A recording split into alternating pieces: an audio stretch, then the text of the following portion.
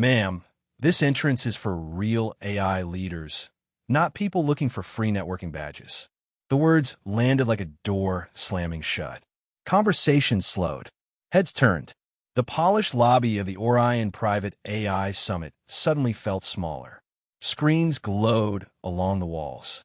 Investors moved between glass displays. Startup founders rehearsed their pitches beneath towering digital banners. And right in the center of it all stood Dr. Maya Ellison. She didn't react. She didn't argue. She didn't even blink. Claire Whitmore, the woman guarding the VIP entrance, folded her arms and looked Maya up and down as if she had already reached a verdict.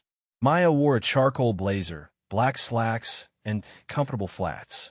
No designer laves. No security team. No entourage. Nothing about her appearance matched the image Claire expected from someone attending one of the most exclusive artificial intelligence gatherings in America.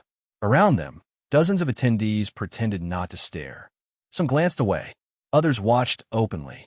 The summit occupied nearly 50,000 square feet of convention space in downtown San Francisco. Every major AI publication was represented. Venture capital firms had flown in from New York, Austin, Boston, and Seattle. Millions of dollars in deals would be discussed before sunset.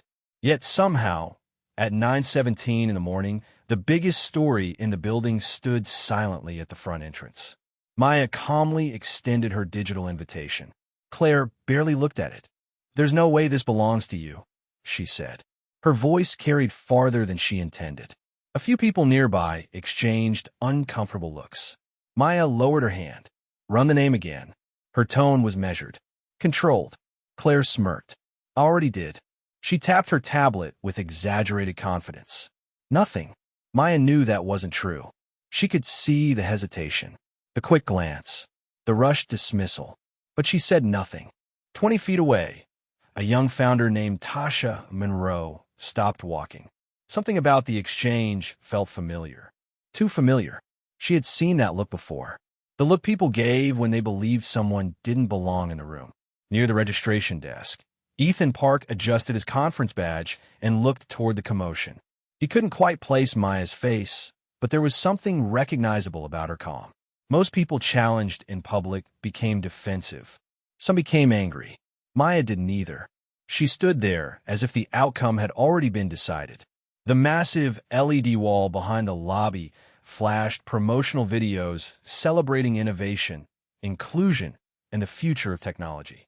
The irony hung in the air like static. Claire stepped closer. "You're holding up the line." Maya glanced past her toward the secure doors leading into the executive summit. Through the glass, she could see keynote speakers arriving, investors shaking hands, journalists setting up interviews, a world of opportunity sitting just a few feet away. Then she looked back at Claire. "I'm exactly where I'm supposed to be." Claire laughed softly. A few people joined her. Others looked down at the floor. The summit continued moving around them. But something had changed. The room wasn't quiet anymore. It was watching. For several seconds, nobody moved. The line behind Maya Ellison stretched farther across the polished lobby floor, yet the attention of the entire entrance area remained fixed on her. Claire Whitmore stood with the confidence of someone who believed she controlled the door and therefore controlled the room. Maya simply watched her. The giant screens above them rotated through promotional slogans about innovation, opportunity, and the future of artificial intelligence. Every few moments, another slogan appeared, glowing across 20 feet of digital display. The contrast was impossible to ignore. Claire tapped her tablet again and shook her head dramatically. Still nothing. Her voice carried through the registration area. "I do not know why people think they can just walk into private events." A few attendees shifted uncomfortably. Others pretended to check their phones. Maya noticed all of it. She noticed the silence more than anything. The silence of people who knew something was wrong, but were not yet willing to say it. Tasha Monroe remained near the registration desk. Her startup had spent the last year fighting for funding. She recognized the expression on Maya's face because she had worn it herself. The expression of someone forced to prove they belonged before anyone bothered to learn who they were. Across the lobby, Ethan Park continued watching. The more he looked at Maya, the more familiar she seemed. He opened the Summit app and scrolled through the keynote schedule. Hundreds of names appeared. Founders, executives, researchers, investors. Nothing immediately clicked. Meanwhile, Claire looked increasingly pleased with herself.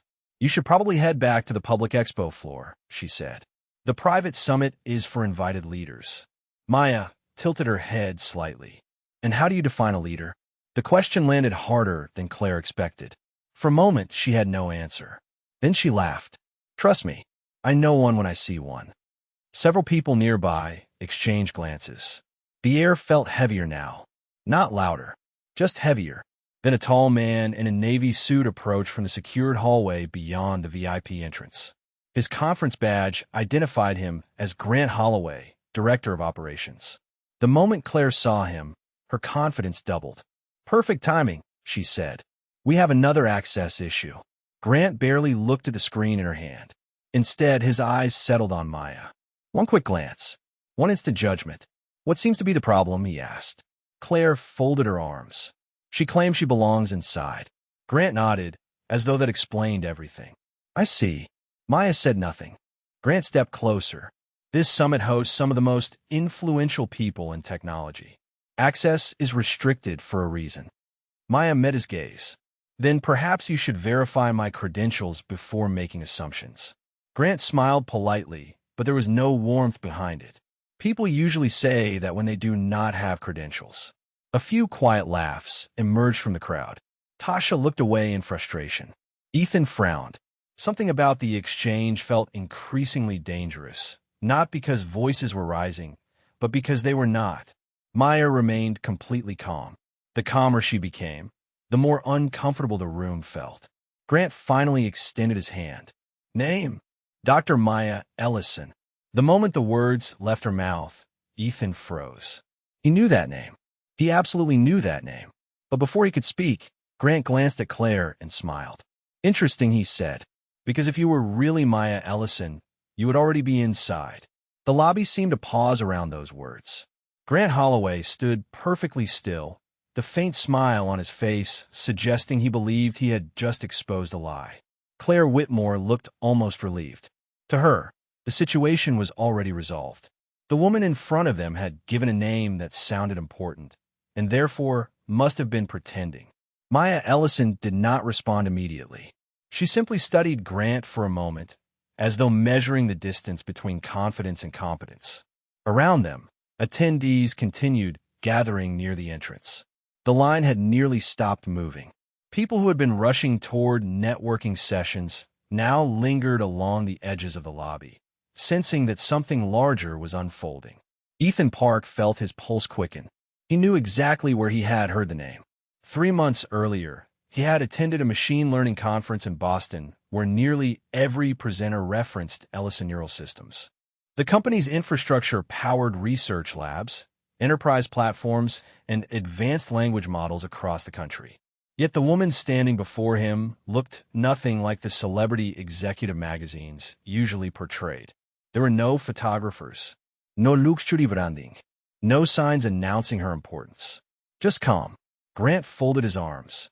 "You know, it is interesting how often people choose impressive names when they are challenged." Several attendees laughed quietly. Claire joined them. Maya remained motionless. "Have you finished verifying my credentials?" she asked. Grant glanced at Claire before answering. "That is not really necessary at this point." The statement hung in the air like a crack in glass. Tasha Monroe immediately frowned. "How can you know that?" she asked from across the lobby. Both Grant and Claire turned toward her. Grant offered a polite corporate smile.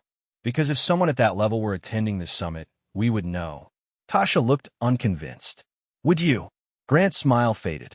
Nearby, a group of founders exchanged uncertain glances. The room was beginning to divide. Some people trusted authority. Others trusted what they were seeing. And what they were seeing did not make sense. Maya had not raised her voice. She had not become argumentative. She had not even stepped forward. Yet somehow she was being treated as though she had done something wrong simply by standing at the door. Above them, a massive digital banner rotated onto the central screen. "Welcome to the future of responsible artificial intelligence." The slogan illuminated the lobby in blue and silver light. Ethan stared at the screen and then back at Maya. Suddenly, another memory surfaced. A corporate interview, a keynote clip, a technology magazine cover. The hairstyle was different. The clothing was different. But the eyes were the same. His expression changed instantly. "Wait," he said quietly. No one heard him. Grant continued speaking. "Ma'am, I think it would be best if you leave the VIP area and head toward the public exhibition hall." Maya looked directly at him. "You are asking me to leave an event where I was invited to speak." Claire laughed openly this time. "Speak." A few people joined her. The sound echoed through the polished lobby. Yet the laughter did not spread as far as before. More faces now looked uncertain. More eyes moved between Maya and the staff. Ethan suddenly stepped forward from the crowd. His voice was not loud, but it carried. "I think you should verify her name before this goes any further." For the first time all morning, Grant looked annoyed. "And why exactly would we do that?" Ethan held his gaze. "Because I'm starting to think she is telling the truth."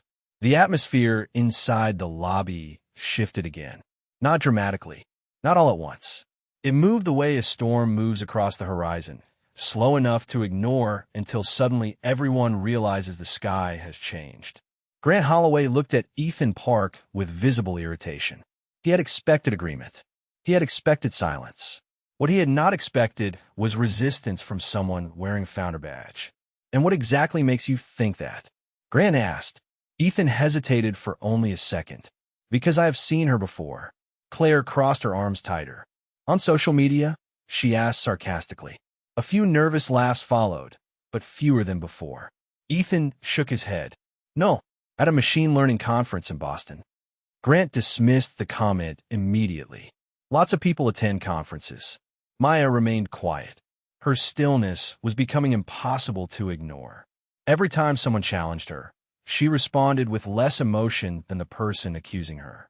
The contrast made the accusations sound weaker. Around them, more attendees slowed their pace. Some discreetly checked the summit schedule on their phones. Others simply watched. Tasha Monroe stepped closer. "If there is any doubt, why not verify her credentials?" she asked. "It would take 30 seconds. Claire answered before Grant could. "Because we already know what this is."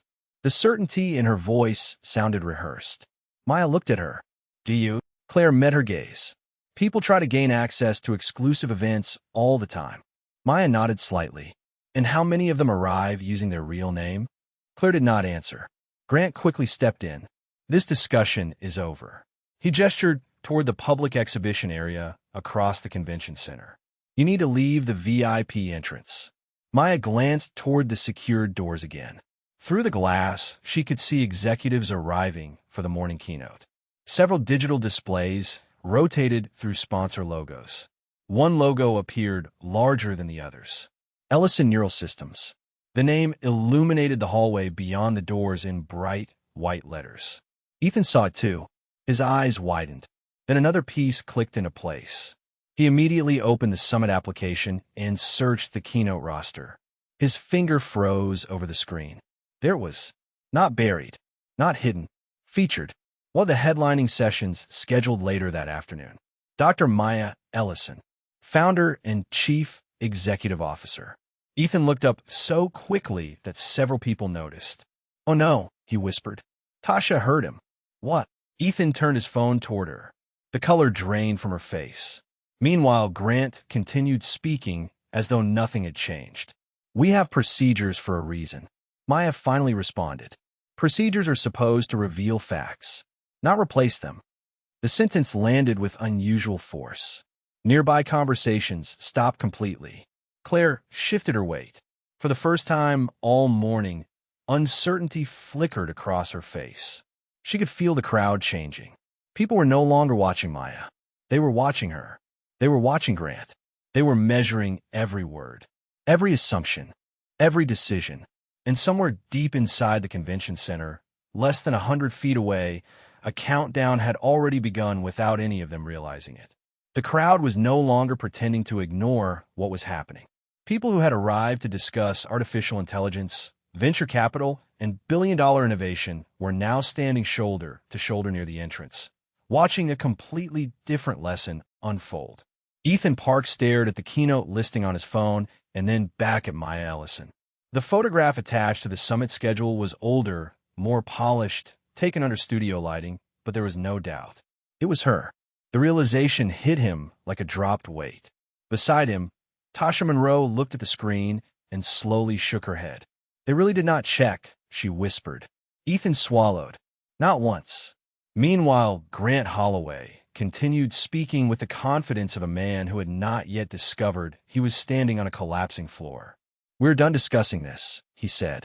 "The event cannot stop because one person refuses to follow instructions." Maya looked around the lobby. Hundreds of thousands of dollars in sponsorship banners surrounded them. Screens displayed presentations about ethical technology.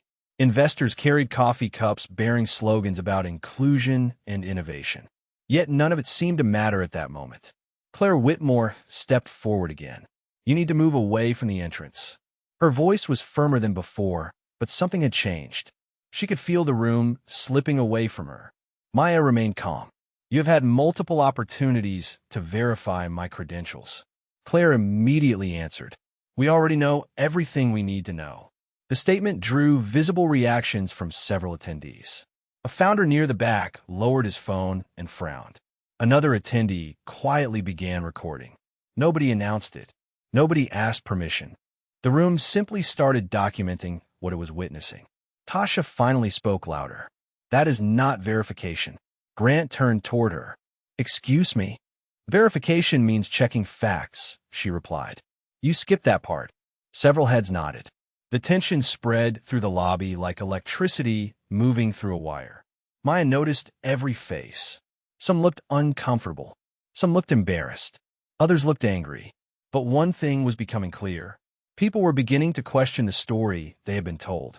Across the room, a pair of event coordinators emerged from a side hallway carrying equipment cases. One of them stopped when she recognized Maya. Her eyes widened for a fraction of a second before she quickly looked away. Maya noticed that too. Grant did not. He was too focused on defending a decision he had already made. "This is private property," he said. "Access is restricted." Maya nodded slowly. "And yet you still have not explained why my name was never properly checked." No answer came. The silence that followed felt longer than it actually was. Above them, another digital banner rotated across the massive display wall. This time it featured the summit's headline session scheduled for later that afternoon. The screen flashed the title of the keynote presentation. Then the featured speaker's name appeared beneath it in letters nearly 6 feet tall. Dr. Maya Ellison, founder and chief executive officer. The entire lobby saw it at the same moment. Conversation stopped. Faces turned toward the screen, then back toward Maya. And for the first time all morning, Claire Whitmore looked genuinely afraid. For a moment, nobody spoke. The giant display continued glowing above the lobby, illuminating every face in cold blue light. Dr. Maya Ellison, founder and chief executive officer. The name remained suspended over the entrance like undeniable evidence. Claire Whitmore stared at the screen, then at Maya, then back at the screen again. Grant Holloway looked as though he wanted the display to disappear. It did not. Around them, whispers spread rapidly through the crowd. Attendees pulled out phones. Some searched Maya's name. Others opened the summit schedule. Within seconds, the same realization moved through the lobby. The woman who had been standing calmly at the entrance was not pretending to be important. She was important. Yet even then, Grant refused to step back. Pride had already carried him too far. "That does not prove anything," he said. The statement immediately sounded weak, even to him. Ethan Park blinked in disbelief. "It literally says she is the keynote speaker." Grant straightened his jacket. "Schedules can change." Tasha Monroe looked at him as if she could not believe what she was hearing. "Then verify it." Again, the same solution, the same obvious answer. Verify it. Yet neither Grant nor Claire moved toward the system. Neither seemed interested in discovering the truth anymore. They were more interested in defending their assumptions. Maya watched the exchange without interruption. Her composure had become the center of gravity in the room. The louder others became, the calmer she appeared. A senior investor named Preston Blake emerged from the secured hallway, carrying a coffee cup and wearing a badge decorated with sponsor ribbons. He immediately noticed the crowd. "What is going on here?" he asked. Grant appeared relieved to see him. "Minor access issue," he said. Preston glanced at Maya and then smiled dismissively. "Still," he asked, "you have not cleared this up yet?" The tone carried an edge that several people immediately recognized. Maya met his gaze. Preston barely acknowledged her. Instead, he turned toward Grant. "We cannot let every person who claims to be important wander into executive sessions." A few uncomfortable looks appeared throughout the crowd. Ethan looked frustrated. Tasha looked furious. But Maya remained still. Preston finally addressed her directly. "You should probably leave before this becomes embarrassing." The words hung in the air. Maya tilted her head slightly. "For whom?" The question landed like a blade wrapped in velvet. Several attendees exchanged glances. Preston laughed once, but nobody joined him. The silence that followed felt heavier than any argument. Across the lobby, two event staff members quietly stepped aside and began whispering to each other while checking internal messages. Something was happening behind the scenes. Something none of the people at the entrance could yet see. Maya's phone vibrated softly in her hand. She glanced down at the screen. One message. One name. Nora Bennett, her executive assistant. Maya read the message and locked the screen again. No expression changed on her face. No announcement followed. Yet somewhere far beyond the lobby, inside conference rooms and executive offices, a process had quietly begun. And the people standing at the entrance had absolutely no idea they were already running out of time. The lobby had become a courtroom without a judge. Every conversation had stopped. Every movement seemed slower. Even the music playing softly through the convention center speakers felt distant now. Preston Blake stood beside Grant Holloway with the confidence of someone accustomed to being the most important person in any room. He sipped his coffee and looked at Maya Ellison as though she were an inconvenience delaying his schedule. "This entire situation has gone on long enough," he said. "People came here to discuss the future of technology, not watch someone argue about access." Maya looked at him calmly. "Interesting." Preston raised an eyebrow. "What is?" Maya's voice remained steady. "You keep describing this as an argument. I have only asked for verification." Several people nearby nodded. The distinction mattered. Preston immediately looked away. Grant sensed the crowd slipping further from his control. He stepped toward the registration desk and picked up a temporary badge. "Here is what is going to happen," he announced. "This badge is invalid." He held it up for everyone to see. "And until we complete an internal review, you will not be entering the executive summit." The statement sounded official. That was the point. It was designed to end the discussion. But instead it created a new problem. "Internal review?" Ethan Park asked. "You refused to perform an actual review." Grant ignored him. Claire Whitmore took the badge from his hand and placed it on the registration counter. "The decision has been made." The room reacted immediately. Not with shouting, with disbelief. People were no longer questioning Maya. They were questioning the staff. Tasha Monroe folded her arms. "So you finally admit there was never a verification process." Claire's expression tightened. "We do not owe explanations to everyone." The sentence landed badly. Very badly. Several attendees exchanged looks.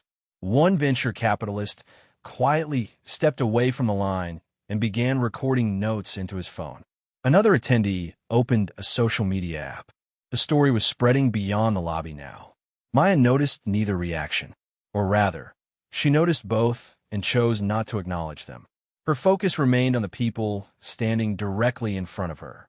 Then Preston laughed. "Let me guess," he said. "You expected everyone to roll out a red carpet because you have a famous name." Maya looked directly at him. "No." Preston smirked. "Then what exactly did you expect?" Maya's answer arrived without hesitation. "Competence." The word cut through the room. No raised voice. No anger.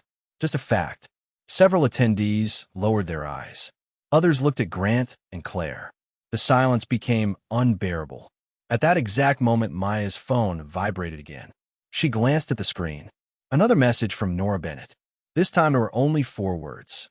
"Acquisition review fully approved." Maya locked the screen and slipped the phone back in her pocket. Across the lobby, one of the event coordinators suddenly received an alert on her tablet. Her expression changed instantly. Then another coordinator checked his device. Then another. A chain reaction began, moving quietly through the staff. Something significant was happening behind closed doors. Something bigger than access badges. Bigger than keynote schedules. Bigger than anyone standing in the lobby understood. And for the first time all morning, Maya allowed herself the faintest hint of a smile. The smile disappeared almost as quickly as it appeared. Maya Ellison stood in the center of the lobby while conversations swirled around her, but for a brief moment the noise faded into the background. The glowing screens, the conference badges, the expensive suits, the polished marble floors all seemed distant. Her eyes settled on the secured doors ahead, and a memory surfaced that she had not visited in years.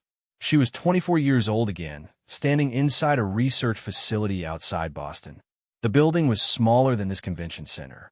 The equipment was older.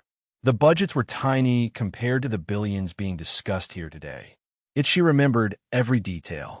She remembered carrying a prototype machine learning model she had spent months building.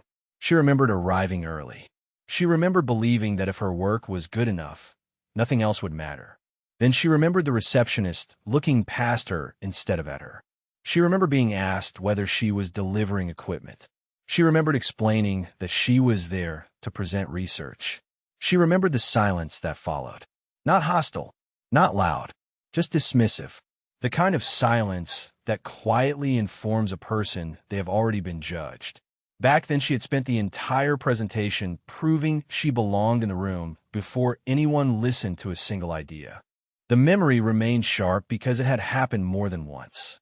Different city, different building, same assumptions, same questions, same look. The look that appeared whenever someone decided they knew her story before she opened her mouth. Back in the lobby, Maya slowly exhaled. The years between then and now felt both enormous and insignificant. She had built companies, filed patents, created technologies used across industries, generated billions in value. Yet standing at this entrance, she had encountered the exact same pattern. The realization no longer made her angry. It made her certain. Nearby, Ethan Park watched her expression change. Not dramatically, just enough to notice. The tension seemed to leave her shoulders. The frustration disappeared. In its place came something else. Clarity. Tasha Monroe noticed it too. She knows something? Tasha whispered. Ethan nodded. I think she has known something this entire time. Across the lobby, Grant Holloway continued speaking with Preston Blake and Claire Whitmore. Their voices carried confidence, but the confidence sounded thinner now. Several event staff members were receiving messages on their tablets. More phones were lighting up. More whispered conversations were happening near side hallways. Information was moving through the building faster than anyone at the entrance realized. Maya's phone vibrated once more. This time she answered. She raised it to her ear and listened. Nobody could hear the voice on the other side.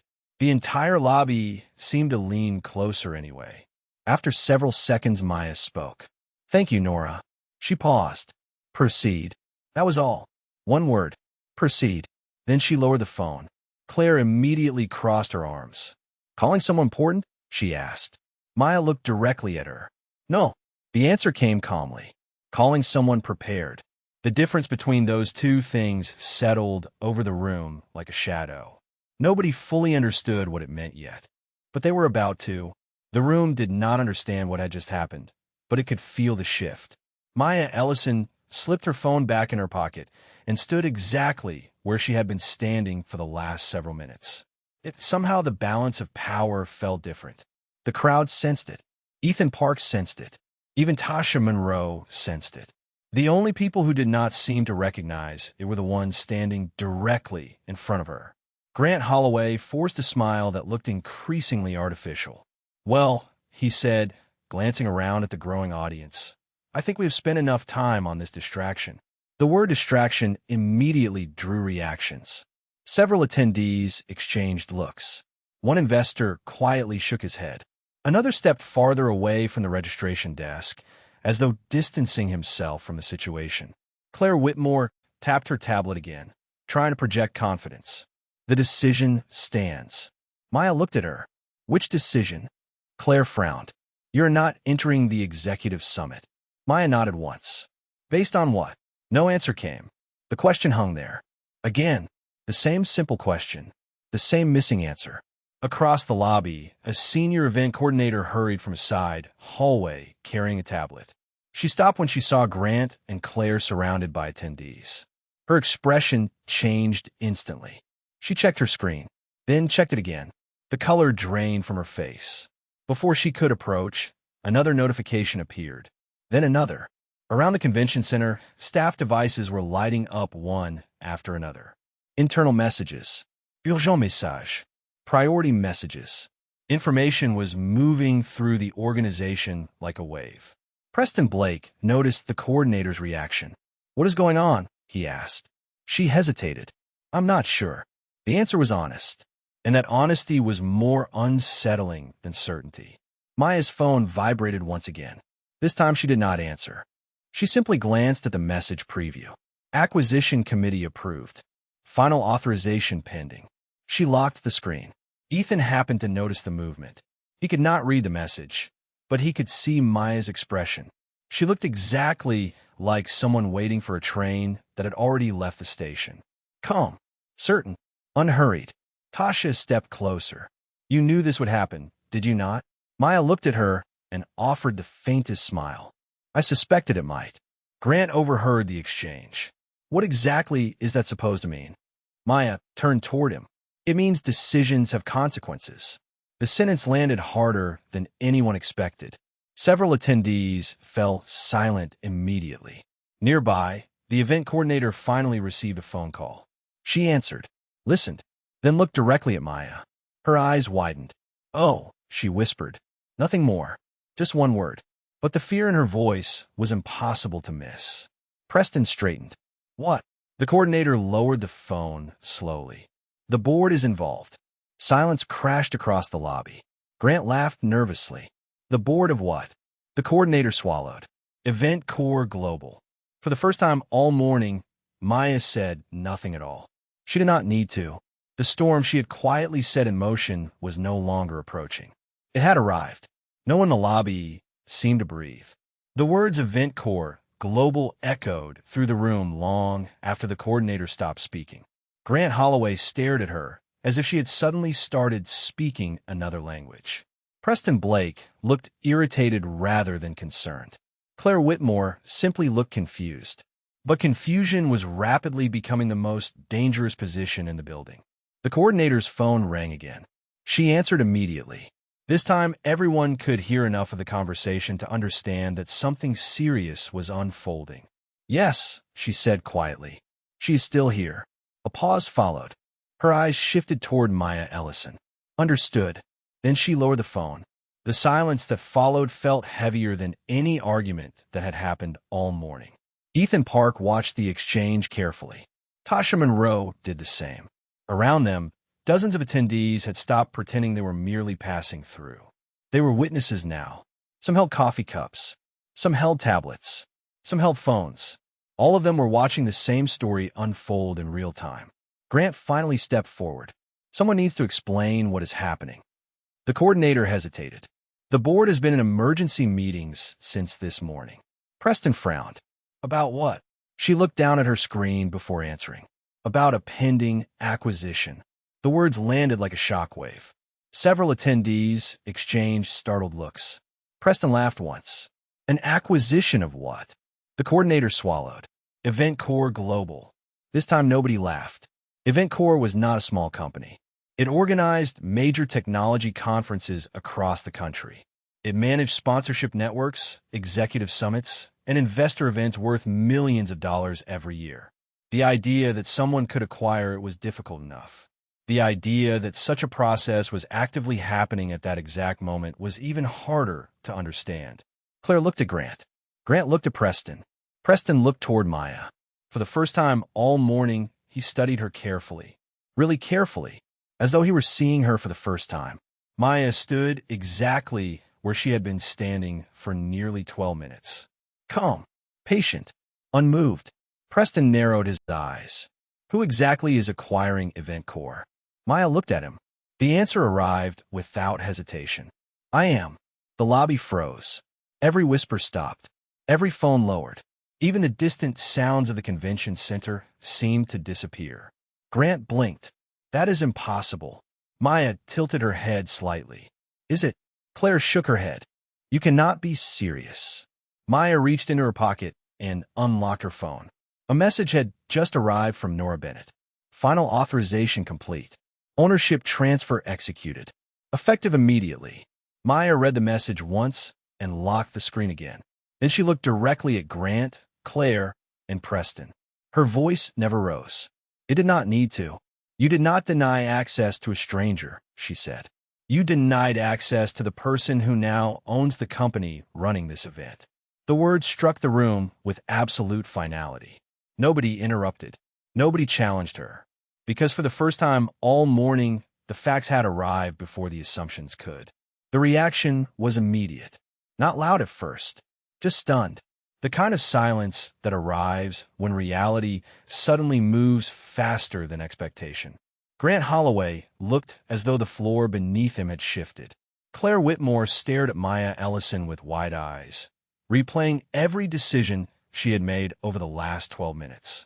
Preston Blake opened his mouth to respond, then stopped. For once, he had nothing to say. Around them, attendees began checking their phones almost simultaneously. Notifications were appearing across the convention center.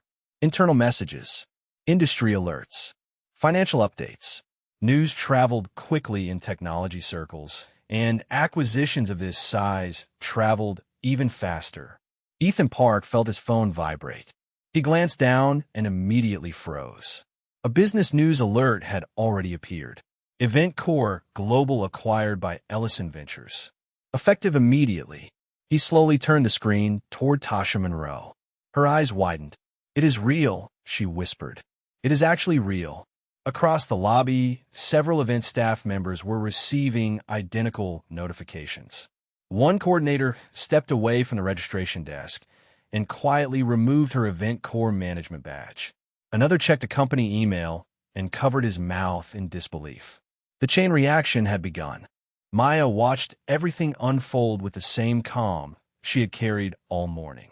She did not celebrate. She did not gloat. She simply observed, because this moment was never about proving she was powerful.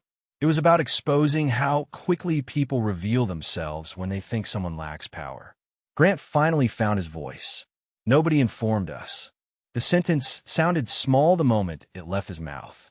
Maya looked at him. You had multiple opportunities to inform yourselves. The words landed hard. Nearby, several attendees nodded. Tasha folded her arms. Ethan looked away, almost embarrassed on behalf of the staff. Preston attempted one final defense.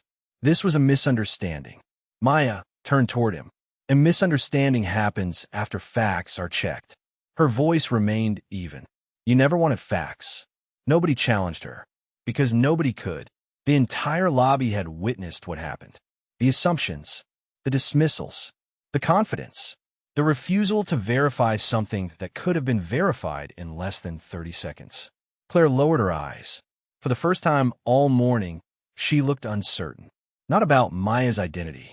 About herself. Maya noticed. The problem was never that you did not know who I was, she said. The room became completely still.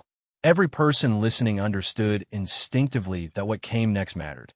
Maya continued. The problem is how you treated someone you thought did not matter. The sentence moved through the crowd like a wave. Faces changed. Some looked thoughtful. Others looked uncomfortable. Several looked ashamed. Ethan felt the truth of it immediately. Tasha did too, because the statement was bigger than the lobby, bigger than the summit, bigger than one event company. Claire looked down at the floor. Grant had no response. Preston looked away entirely. And all around them, people who had arrived to discuss the future of artificial intelligence were being forced to confront something much older than technology. Bias, assumption, judgment, the very patterns that machines were being trained to recognize while people still ignored them in themselves. The lobby remained silent long after Maya Ellison finished speaking. Nobody rushed to fill the space. Nobody attempted another explanation. The truth had settled over the room too completely for that. Across the convention center, phones continued vibrating with updates from the acquisition. Internal systems were refreshing. New reporting structures were being activated. Executive notifications were being delivered. The transition was no longer pending. It was complete. A senior legal advisor from Event Corps emerged from the secured hallway, carrying a tablet. 2 additional executives followed close behind. Their pace was quick, but their expressions were careful. They walked directly toward Maya. The crowd parted without being asked. Everyone understood they were witnessing the next chapter of the story. The advisor stopped in front of Maya and offered a professional nod. "Dr. Ellison," he said, "the transfer has been finalized. Effective immediately, all operational authority now reports through the new ownership structure." Several attendees exchanged stunned looks. Hearing it from Maya had been one thing. Hearing it confirmed publicly by corporate leadership was something else entirely. The advisor continued.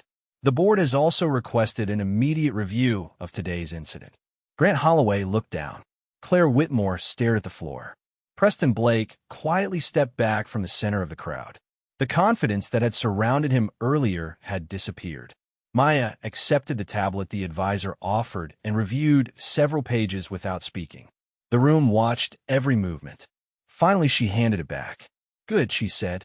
"Begin the review today." The advisor nodded. "Already in progress." Maya glanced toward the registration desk. The same desk where simple verification had been denied again and again.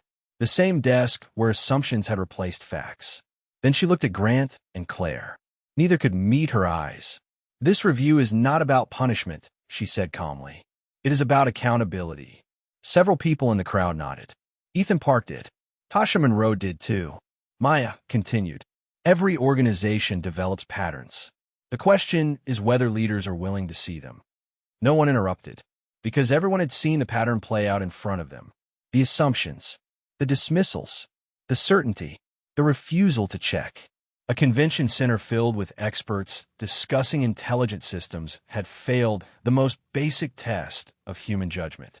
The legal advisor received another notification and glanced at his screen. Access credentials and reporting structures have been updated. The words sounded procedural, but their meaning was unmistakable. The company had already begun moving forward. Maya nodded once. Then she turned toward the secured entrance. The doors that had remained closed to her all morning now opened automatically. No one touched a badge reader. No one asked another question. No one challenged her identity. The crowd stepped aside as she walked forward. Ethan watched with admiration.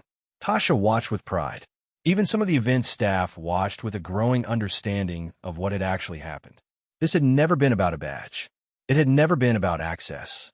It had been about what people assume when they think nobody important is watching. And now the people who made those assumptions were finally being asked to watch themselves. The Executive Summit Hall was already filled when Maya Ellison stepped onto the main stage. Hundreds of founders, investors, engineers, and journalists turned toward her. Some recognized her immediately. Others recognized her from the alerts that had spread through the convention center minutes earlier. The massive screens behind her displayed the conference branding, but the atmosphere felt completely different now. The audience had come expecting a discussion about artificial intelligence. Instead, they had just witnessed a lesson about human intelligence. Maya stood quietly at the center of the stage and looked across the room. No dramatic introduction followed. No triumphant announcement. No celebration. The silence itself commanded attention. In the front rows, several Event Corps executives sat with tablets open, already reviewing the first reports from the morning. Ethan Park and Tasha Monroe had found seats near the side aisle. Both watched closely. They knew this speech would not be about the acquisition. It would be about something larger. Maya finally began speaking. Technology is built on pattern recognition. Her voice carried effortlessly through the room. We train systems to identify trends, reduce errors, and challenge assumptions. We demand accuracy from machines because mistakes have consequences. The audience listened carefully. Nobody checked a phone. Nobody whispered. Maya continued. But this morning, before I walked onto this stage, I was reminded of a question that technology cannot answer for us. The giant screens behind her shifted to a simple black background. Why do people still trust assumptions more than facts? The room remained silent. Across the audience, several faces lowered slightly. Others nodded. Maya was not speaking with anger. She was speaking with clarity. The most advanced systems in the world cannot fix a problem that human beings refuse to acknowledge. She paused briefly. Bias is not always loud. Sometimes it appears as certainty. Sometimes it appears as convenience. Sometimes it appears as a decision made before the evidence is reviewed.